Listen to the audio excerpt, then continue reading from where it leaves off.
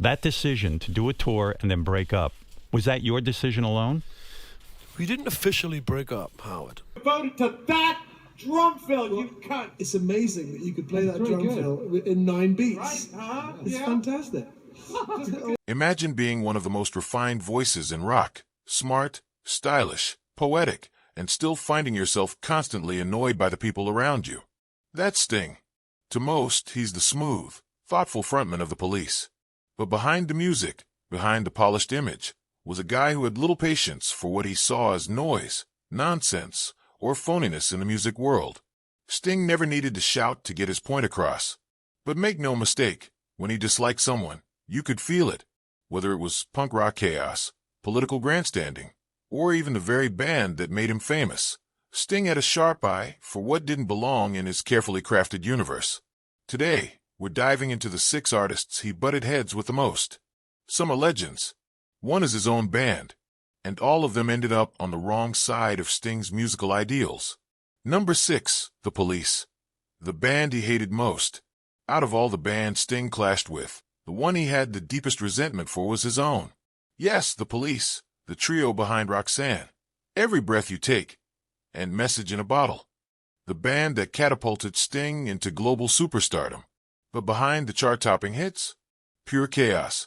Drummer Stuart Copeland once said, "We had physical fights in the studio, not just yelling, actual punches." And at the center of that storm was Sting, the perfectionist, the control freak, the man who wanted every note to sound exactly the way he imagined it. He didn't just lead the band, he dominated it, rewriting parts, demanding the final say, slowly turning a creative trio into what felt more like a one-man show. The tension wasn't just musical, it was personal. And the bigger they got, the worse it became. By the time Synchronicity was topping the charts, the band could barely be in the same room.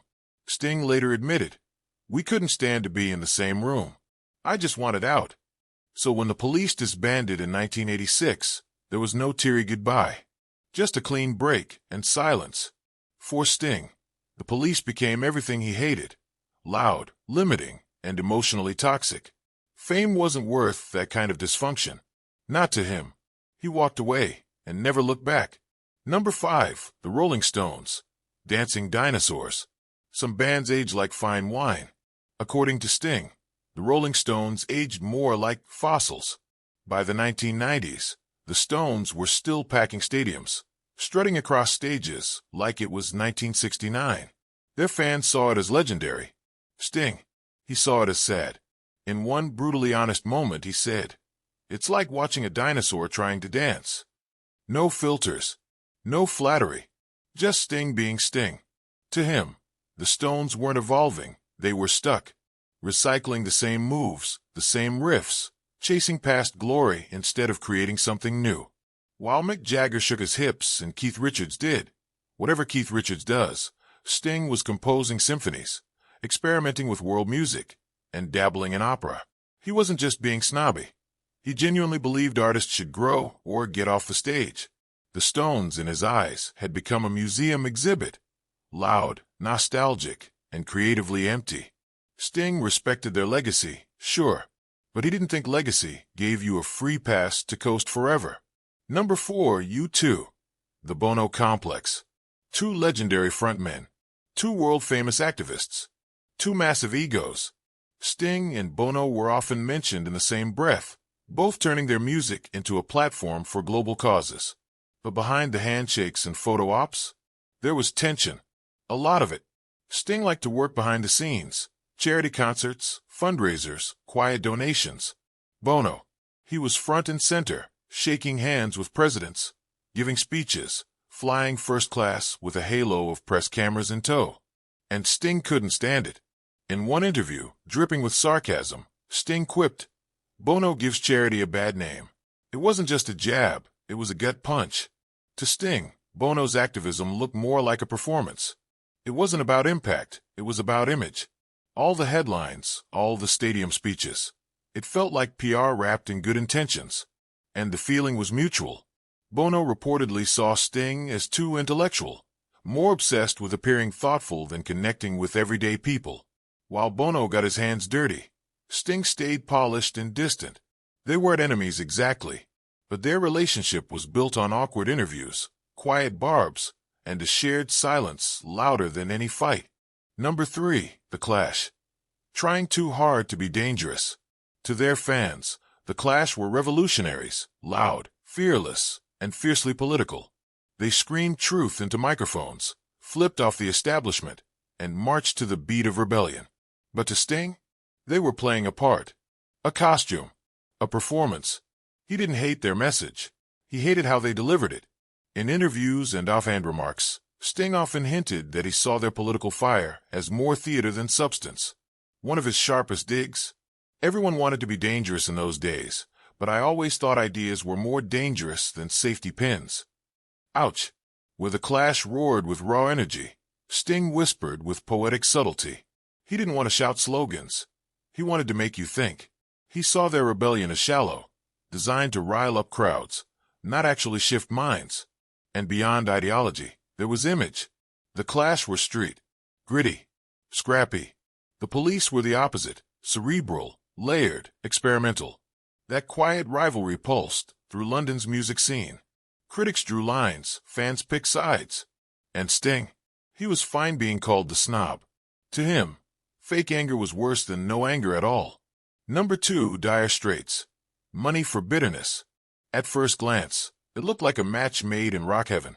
In 1985, Dire Straits released Money for Nothing, one of the biggest anthems of the decade. And whose voice do we hear right at the start? That's Sting, singing the now iconic line, "I want my MTV." He co-wrote it. He sang it. He helped send it straight to the top of the charts. But behind the scenes, things weren't nearly as friendly. At first, it seemed like a fun cameo between legends. But when the song blew up, winning awards and raking in royalties, something shifted. Sting reportedly asked for songwriting credit after realizing just how massive the song had become. Some say he felt his voice had been used without enough credit. Others suggest it wasn't about credit, it was about control. Mark Knopfler, Dire Straits frontman, always spoke kindly about the collab. Sting, though, he kept it cold. When he did mention it, it was all business. No warmth, no nostalgia, just the feeling that his talent had been borrowed and branded by someone else.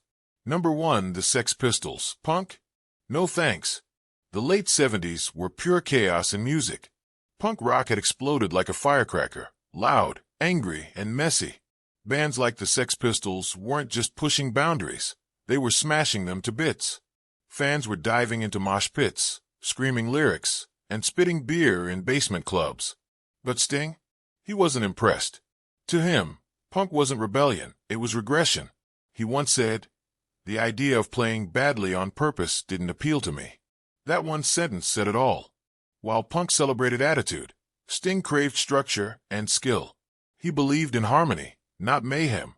Where the Sex Pistols wanted to tear it all down, Sting wanted to build something better, mixing jazz, reggae, and pop into something new. The irony: the Police were originally lumped in with the punk scene. But Sting never saw himself that way. He didn't want to be part of the destruction. He wanted to be the architect of something more refined. And in his mind, Johnny Rotten was just another guy yelling over the sound of real progress. What do all these feuds, silences, and cutting remarks reveal? More than just musical disagreements. They tell the story of a man who never wanted to blend in. Sting didn't come to rock to make friends. He came to craft, to challenge, to create on his own terms. Where others sought fame, he chased refinement. Where others screamed louder, he chose to whisper sharper. And while the world saw a rock star, Sting saw himself as a composer trapped in a culture that often celebrated chaos over craft. He clashed with punks who tore things down. He grew cold toward peers who performed activism like it was theater. He quietly rejected nostalgia, egos, and even the very band that made him a legend. For Sting, music wasn't about rebellion for rebellion's sake. It was about building something lasting, something honest, something complex. And that came at a cost. He made enemies. He burned bridges. He walked away when others would have stayed for the spotlight. But he never compromised. That was his line in the sand. And in an industry built on image, trends, and noise, Sting stood apart. So, when you look at the long list of artists Sting didn't get along with, Remember, it was never really about them. It was about a man who believed deeply in what music should be. And anyone or anything that pulled it off course, he cut them out, no matter how big they were, even if it was himself. Because for Sting, music wasn't just something you played, it was something you lived by. And he refused to live it any way but his own.